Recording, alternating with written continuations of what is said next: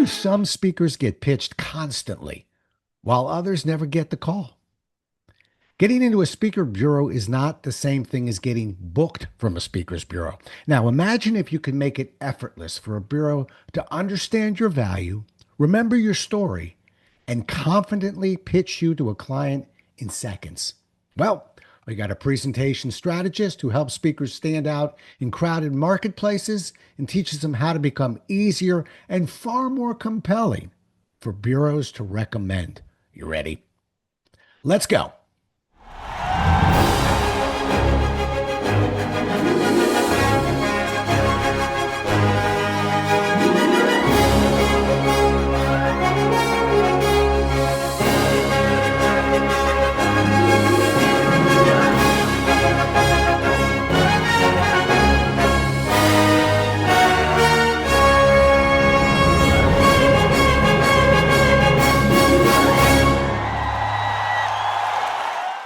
Today's guest, John Livesay, is the author of The Sale is in the Tail. He's a TEDx talker with over 1 million views. It's called Be the Lifeguard of Your Own Life. And Inc. calls John the Pitch Whisperer. I'm a little jealous. Welcome to the show, John. Thanks, Rob. Don't be jealous. Yeah, okay. Listen, it's the battle of the whisperers, although we have to speak up. But Yeah. well, welcome. I'm curious, how did the title come about? What problem were you seeing speakers missing where you felt like you had to kind of hone in and own that pitch whisperer space? Well, for me, I was being interviewed by Anthem Insurance several years ago about being their speaker at their event. And towards the end of it, they said, well, have you done other healthcare organizations? Which is now one of my niches, but at that time I had not. Instead of answering with just no, I said, I'm happy to get to that, but I had one question for you, and that is what's going to happen after I speak if you hire me as your keynote speaker? And they said, oh, later in the day, we're going to have an improvisation session, and people are going to shout out objections from the audience. People will be on stage role playing as doctors and anthem people. And I said, well, what if I stayed after my keynote and would whisper in people's ears something from the talk if they got stuck answering an objection? Because improvisation is all about yes and. They were so excited about that idea. It had never occurred to them to do that or have anybody offer to do that. And the minute they said, okay, you're hired. Then they never brought up how many healthcare examples have you done before. And when I was being interviewed by Inc. magazine, I told that story to the reporter, and she said, oh, you're the pitch whisperer. And I thought, huh, I really like that. People know what a dog whisperer is and a horse whisperer. And for me, now when I get introduced to speak at keynotes, they'll say, we have the pitch whisperer here. It just helps lock it in for people to have a category, as you well know. And I remember a friend of mine said, oh, but you do so much more than that. Are you sure you want to be known for that? And I said, yes, it's memorable. And I just need to get my foot in the door that that's the problem I'm solving, helping people with their pitches.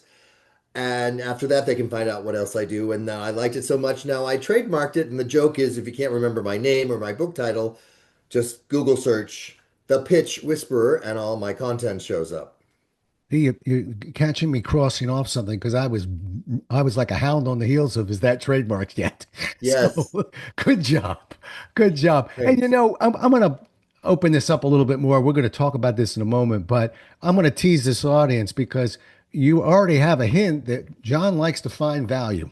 And a lot of times we look at, well, I'm going to come, I'll be here, I'll be an hour early, I'll do my talk, and then I'll rush out of the room. Hmm. There's value.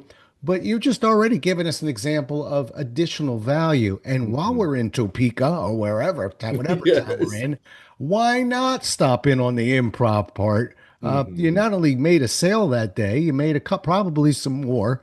Uh, it's brilliant. So hang tight. I'm gonna put a pin in there because I definitely want to go back because I'll Mm. swap. I don't know some stories, but some ideas that I've got in terms of value. But I'm sure they'll pale compared to yours. Huh. But we're both on the same page, which is we Mhm. got to do more than just speak.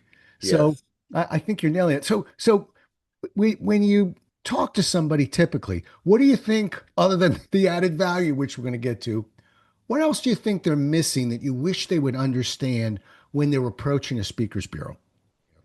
think the biggest thing we're missing is just getting listed on the website doesn't mean you're going to be top of mind when they get a request for your category. And sometimes if you don't have all the tools to be bureau ready, you shouldn't even be asking them. You need to have a sizzle reel that is so compelling that when a client looks at that versus the other speaker's video and votes, that yours is clearly the one that stands out. And whether that's investing more money or whatever it is. So that's the number one thing most people don't have. The other thing that a bureau really needs is what's your fee? You got to have that ready to go, not, well, kind of this and kind of that, none of that. But I think the biggest thing you can do to make a speaking bureau want to work with you is be really clear on who you're a hybrid of. Back in the day, they would pitch movies. Oh, it's Liar Liar meets Oh God. If you can give a speaking bureau, in my case, I tell bureaus, I'm a cross between Kendra Hall, who's known for stories, and Phil Jones, who's known for exactly what to say. And they go, oh, got it. You're a hybrid of the two. You teach salespeople how to tell stories and win sales. Clear. I get where you fit into my little roster. And if you can give bureaus that, now what does that require? That requires understanding your market and knowing who your competitors are and how you're different from them. Don't make the bureau do all that work. Make it easy for them. And if you really want to wow them, have a story of spin business. What's spin business, you might ask? Well, that shows you really don't know the industry well. So you need to know that term. Spin business is when you give a talk and that client brings you back, or someone in the audience, maybe a year or two later, told you about somebody, or maybe they went to another job and bring you back. It doesn't matter how, but you can track that you're getting your next speaking gig from the one you did such a great job at. And Yeah. bureaus have a mindset that if a speaker is not generating spin business, they're either not really good or they're not honest. There you go. Yeah. I thought that's where you were going too. Yeah, you don't get two tries in this business. And you Hmm. can't be honest usually. So when you're in front of a room and somebody walks up and says, my company would love to hear about that, Hmm. there's going to be two voices in our heads. The one we don't want to listen to is nobody's out here, nobody sees this. But I love that you're making this point because A, we're talking about ethics. We can't be kind of ethical. Right. So ethics. But two, for me, John, I love when that happens because it gives me an opportunity to demonstrate to a sales force within a bureau that now we've seen that speaker got tested already and he's Hmm. come right to us. So much value in that spin business that you're talking about. Uh, so absolutely. And I'm with you. Look, you got a sales force. We both of us, we work with salespeople. God love them. But I'm going to go with the easier sale. And if I know I can send out John, every time I send that guy out, I get three more Hmm. sales. I send Rob out. He's funny looking too, but nothing generates from it. Who's that guy going to send out? You. Right. Yeah. Yeah. So more sales. Now let me back you up a couple things. I want to pick apart that you said. Sizzle reel. As Hmm. opposed to, I see some of the bureaus want 15 minutes uncut. They want to see what it looks like. So Yes. do we present them with both or they've taken turns in the business is what I've noticed. Yes. Who's up right now? Right now, it's a combo plate. Hmm. They're saying, our clients want to see a sizzle reel because that's typically what my experience is if you're in the final two before they decide if they even want to interview you, sometimes people will watch a 3 minute sizzle reel, maybe look at your book, and then they all talk and vote. But then they might go back to the bureau and say, hey, do you have a clip of them doing what I call the signature story, where they're telling a whole story and it's not snippets of multiple stages so we can get a sense of what that looks like. Typically, it's still not 15 minutes. People don't use, they just don't have the time or the interest to, they go, I want to see, in my case, I get, what's your signature story? Do you have a video of that? And again, I would encourage you, don't be a talking head.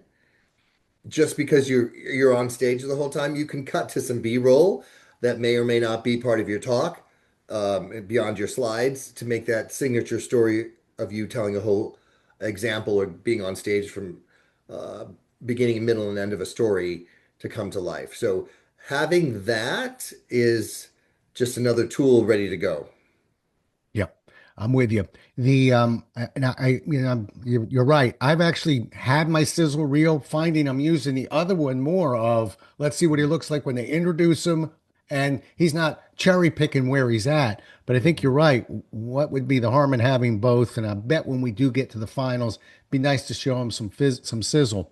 Mhm. With you on that fees too, and I think that we've got to practice that a little bit. As Mhm. corny as that sounds.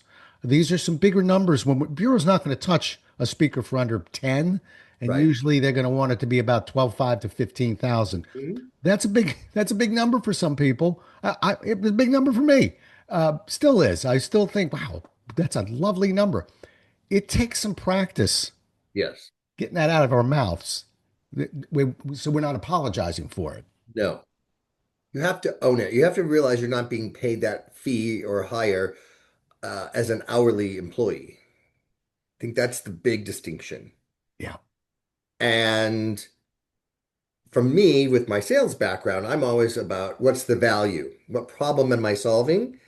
And I'll ask somebody, what's an average sale of all the people that are in this audience?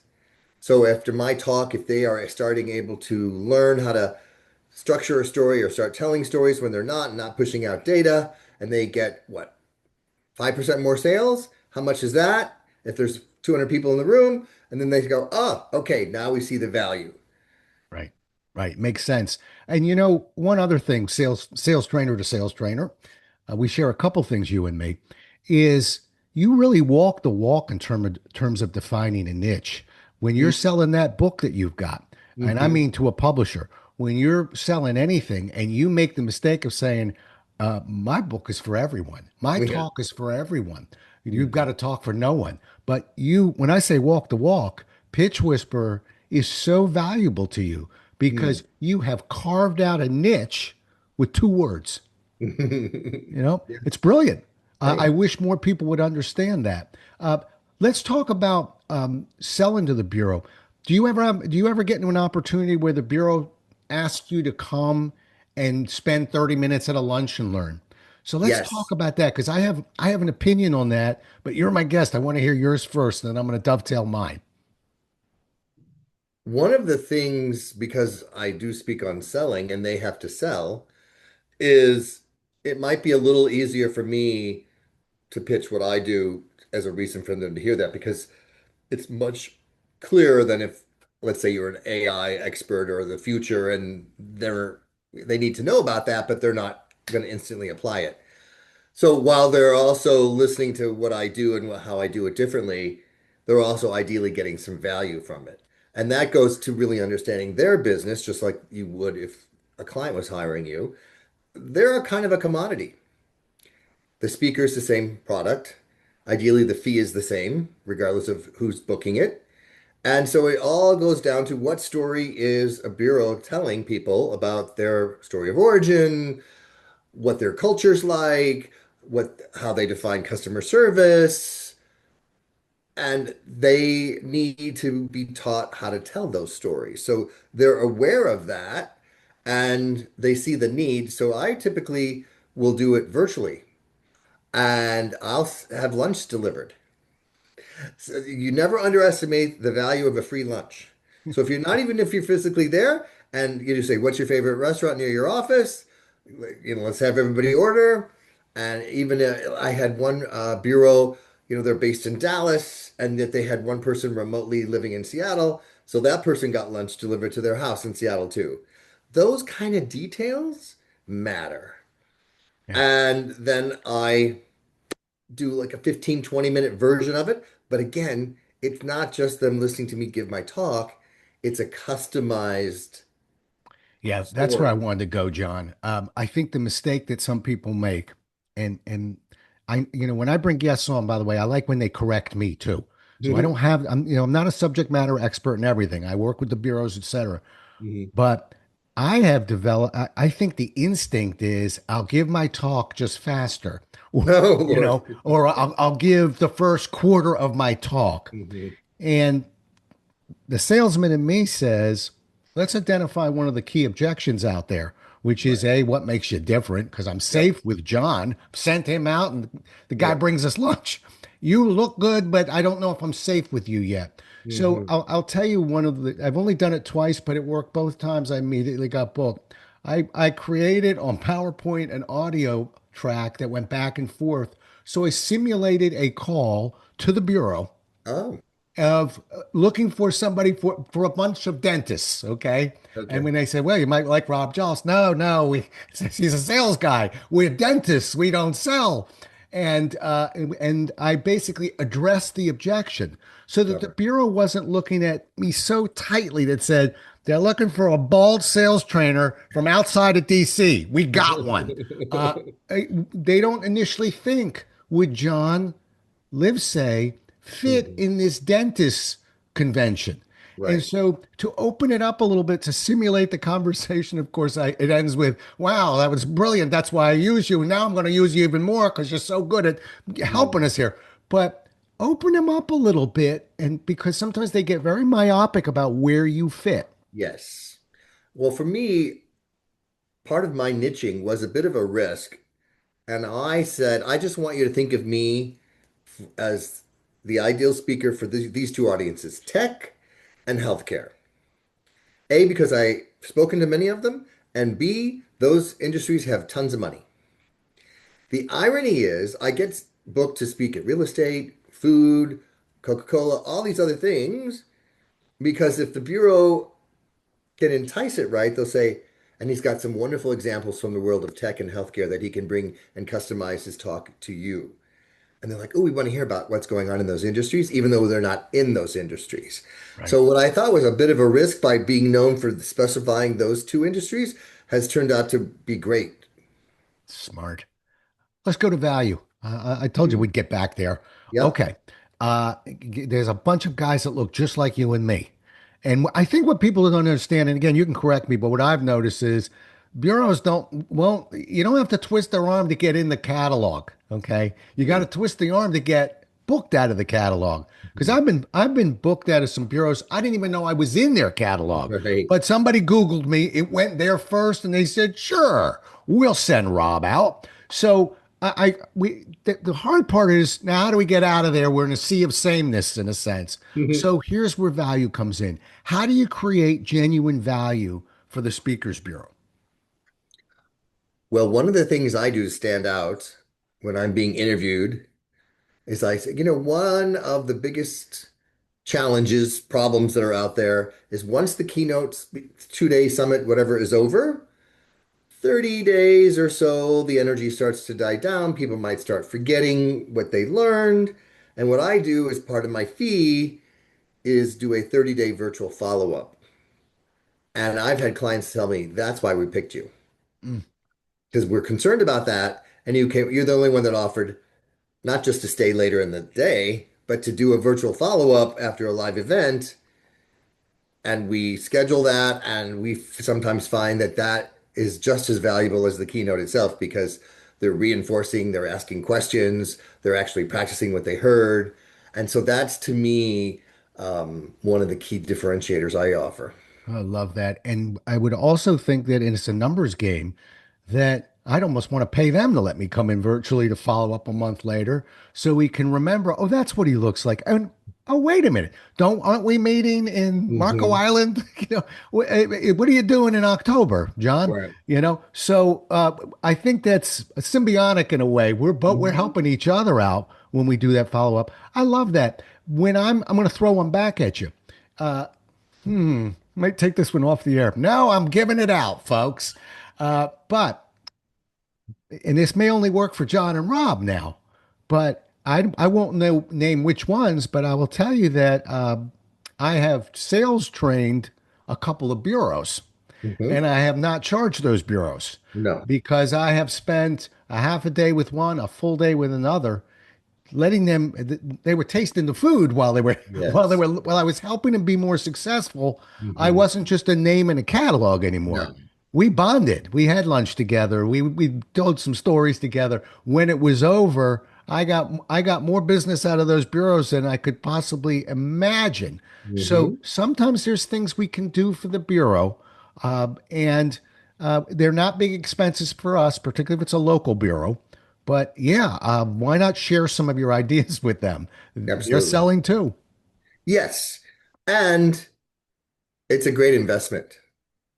If you think of each of those people as your sales force Yeah, and you're training each one of them how to not just train and sell all their speakers, but specifically you as an example, and you can fine tune them on the spot, that's worth gold. yeah, it is. All right, let me swap it. Let me make this harder for you. Mm. One of the things, this is easy for you, admit it, uh, i- is sometimes I sold life insurance, and when I was 22, and one of the rules was we're not going out there unless the husband and the wife are in that room together Oh, or the there's a big partners are in difference. together. And why? Because if we don't, one person's telling our story Yes. to another person, and we Yeah. tend to tell it better. You can see where my question's going. How do we take a great story of ours, Mm. which they may struggle to describe to their clients? How do Yes. we help them with that? Well, for me, that goes back to what makes a great story. Hmm. And I tell people it's got to be three things. It's got to be clear, no acronyms. If you're going to say even a word like spin, you got to define what that is for people who may not know. And then it's got to be concise. And the reason it has to be concise is so people can remember and repeat it. If it's too long, people can't remember it. And then it has to be compelling. You got to make people feel something. And the best way to make people feel something is that the stakes have to be high. If you're going to tell a story of you saving the day, what would have happened if you had made a mistake? Or, you're going to tell a story of how dependable you are, that the flight was canceled and this and that, and then you had to rent a car and drive it through a snowstorm. Now we're in. We're going to remember that story versus just saying Rob shows up when he says he's going to show up. Me telling a story of you doing that is way more memorable, and it's also concise enough that they can remember and repeat it. And so if that's one of the concerns or fears, because bureaus get asked all the time, well, what happens if the speaker gets sick or if the plane gets canceled or whatever? They're like, well, we have backup. That's why you use us. Right. Yeah. Oh, okay. But let Have me you? tell you a story that's probably never going to happen with Rob because, and then they tell the Yeah, story. yeah. Have you ever pulled one of those gigs down where you? I've never been sick on a gig. Well, I've been sick, but I've never not showed up. But have you ever got one from a bureau where somebody couldn't show up? I have not. No. I, I have. Wow. Yeah, look at my for the this will be on YouTube. You can see Rob's big grin. Oh yeah, Baltimore is about a 15-minute drive from here, and somebody got fogged in Pittsburgh. Word to the wise, folks, when you're a professional speaker, you don't fly out the day of a gig. I don't No. care if you're taking a morning flight. John Yep. and I are on the morning flight the day before in Yes. case it's foggy, etc. But anyway, got fogged in. Nothing was going. They couldn't make it. I was there in 2 hours and away we went. And I'm still smiling telling you the story. But yeah, we got to be ready to go. And maybe that's another thing to remind people. John, you tell me if I've got this right, is that I don't know what system you have in your office, but my system is if somebody's calling me on the phone or sending me something, I know it within 60 seconds. I know Mm. it fast. And I know it because the bureau is also the ones that I know. Sometimes they are looking at a name, they're looking at a client, they're making that call. Are you available? Can we put a hold on it? Got to be You don't take responsive. a day to get back to them. No. Responsiveness is a competitive edge. Yeah, yeah. So, and a very good competitive edge because sometimes they don't really want to call three speakers. They No. already know that John Livesay, brings the goods with him, and he's there and he's available. They may tell the client, "I'm going to look at a bunch," but we got a safe bet with John, Hmm. and we may get some more business from John. So, yeah, I'm with you on that. Go back to the story for a second. I'll tell you. Mind if I hawk a newsletter for tomorrow? Go for it. Oh, actually, I can't hawk it for tomorrow because when this comes out, it'll have come out about a month ago. But I wrote a piece called The Communication Shot Clock, and it deals with our stories, sometimes how fast we need to tell stories. Mm. We get those stories can get a little bit long-winded. So another response from me is you want the Bureau to be able to pitch you and understand you. Don't get into too many long-winded stories about you because they can't they can't retell that story right. Yeah, exactly. It's a and the same thing happens whether it's speakers or the clients I typically work with, and they're pitching to win something. And I always tell them what happens in the meeting after the meeting. The clients heard three pitches, and then they all get together and discuss, well, who should we hire? If they all sound the same, let's go with the cheapest. But if you've told a story that's memorable, someone can say that I saw myself in that story. That's the outcome I want. And then that's why I want to hire them. Yep, and away we go. Do you offer workshops? Yes, I Bet you do. do. I would have been shocked if you didn't, because that allows us again to do more for the bureau. The one funny thing about bureaus are most of the bureaus I work with don't offer workshops. They're not in the workshop business. No. So But if a client that's asks it. That for a yeah. workshop after a Mhm. keynote, they can certainly put it in the contract and the fee goes up. They're happy. Um, example, I just recently did a keynote for about 150 salespeople, and then they asked me to do three workshops for groups of 50 Ooh. back to back to back. And they had them rotating between different workshops. Uh-huh. And I said, sure. And then they had me sign books in between the talk and the workshop. So it was a full day. And next week, I'm doing the 30-day follow-up three Beautiful. times for each workshop for that same group. Yeah. Well, you're hitting on something interesting right now, which is how we would bill that with a bureau. Now, and the reason why I'm saying that is because these, you hear me slowing my voice down because we're really outing some things right now, but I Yeah. won't go too detailed. I'll just tell you from my angle so you can react to it and tell me Hmm. what you're thinking. Uh, Workshops for me, I don't put in more than 20 people. I'll put in 50, but they're going to get billed for it. Meaning Mm. 50 to me is two and a half workshops Got it. because we run the risk of taking that 150 person keynote group and Hmm. say, that was great. We want to put them in a 1 day workshop with you now. And I think we have to protect our investment a little bit on our Yes. side. So it's 20 for me, it's a flat fee, and then it's a per head charge. So you put in 50, if you do the math, that's kind of two and a half classes. Yes. That is the way it would bill out, although I'll save us both the worry. You're throwing a keynote at them and potential for three workshops. We're gonna find a number that works, but it Yes. should be a pretty good number that you're looking at Oh, there. yeah. It's way above what just the keynote fee is. Right. And what's interesting is one of the things I do to open the workshop, especially if it's within an hour or two after the keynote, is ask everyone in the room to shout out what their biggest takeaway was. Oh, I loved it when you said the three C's of what a good story is: clear, concise, compelling. Or I loved the structure of a story, or I loved the Picasso story, I love the Michael Phelps story, whatever it is. And I write it down on this big flip chart. And then sometimes people will say, well, that's also my favorite part. I go, that's fine. So five of you love this part.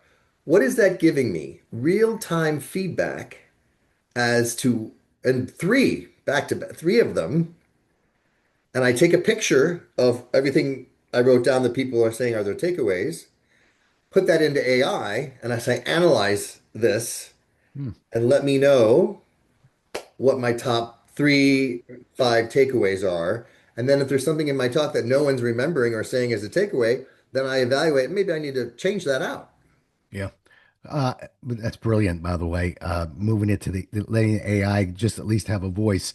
I can tell you, I don't know if the word disappointed works here, but every now and then when you do what you just said, you may be very surprised at what the audience has Hmm. picked. Because I can tell you as an example, I did it one time exactly what you're doing. It was an 8 hour workshop, and near the end, as a throwaway, because I got a question, Hmm. I mentioned the word pause, and I sort of went, we have to pause more. Hmm. We're talking about being authentic or, Yes. really having a conversation. I don't think we instinctively pause enough. And I probably gave it 30 seconds. Half the room said best thing we learned was pausing more.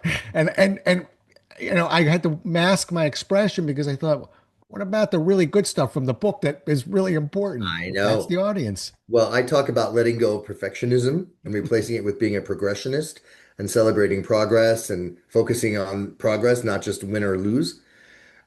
And I was giving a talk, workshop, and I made a gesture, and the remote flew out of my hand across the room. And I kept talking, and I know my content well enough.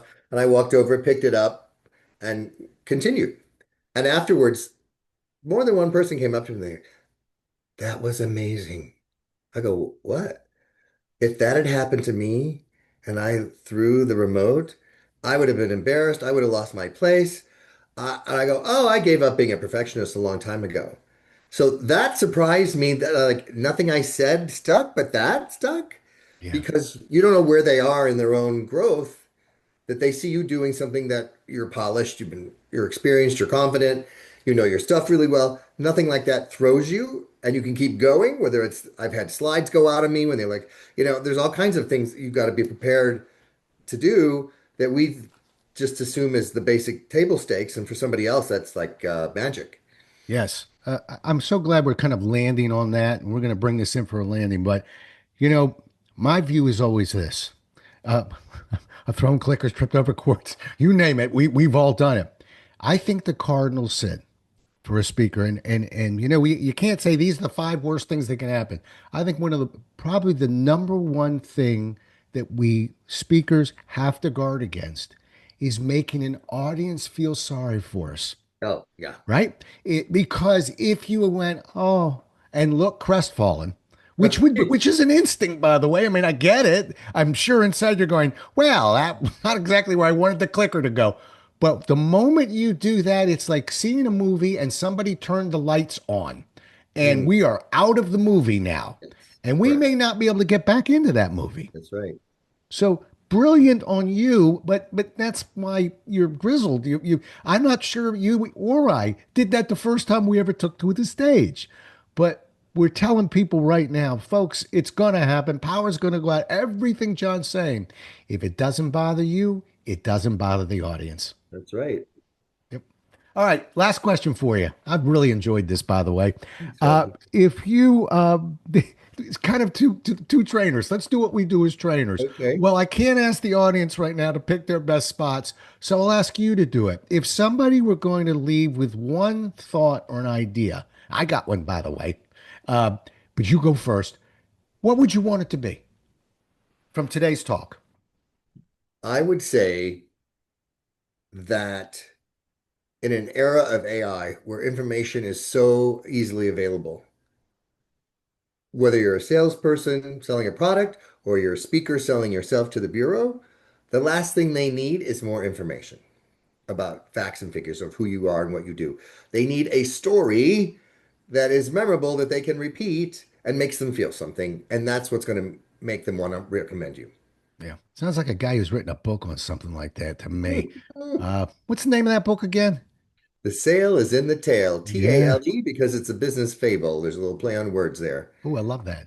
At Jollis, I've been next to Johnson in the bookstore my whole life. So talk about business fables. I got Who Moved My Cheese sitting next to me. I've got Nice. more. How I find me is I look for the 50 cheese books. I'm to the right. You're on your Uh, side. yeah, I'll tell you what I'm leaving with, Hmm. and that is value. That is some extra value. Again, a client said this one time. It was something they were struggling with, and I love the phrasing. We're in a sea of sameness. And when you start adding value, and John has been laying it out for 30 minutes now, of Hmm. all those things that you think are little, uh, separate you from those other speakers. Because again, the trick isn't getting into the catalog, it's getting out of the catalog, it's getting booked from that catalog. And Hmm. that's what I'm taking with me. And you throw down some great ideas. I had one that I loved. I picked up three more from you in this Oh, talk. thanks. So I thank you for that. How do people get a hold of you? The easiest way is just to go to my website, johnlivesay.com.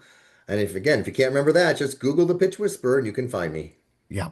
And he's on LinkedIn too, so you can grab him on. That's how he and I met. So, and John's last name is spelled Livesay, kind of just like it sounds. Okay. Well, pleasure. John and I spent a couple minutes prepping, and I knew this was going to be good. But just a great conversation, super great information, and just really nice having an opportunity to kind of swap some stories and get some ideas from you. Thank you. Thank you for being such a great host. Well, thank you. Well, we'll do it again as well as we can next time, everybody. Until then, stay safe. Thanks so much for listening. If you enjoyed today's show, please follow, rate, and review on Apple, Spotify, or wherever you listen. For more resources and to connect with Rob, visit thepresentationwhisperer.com.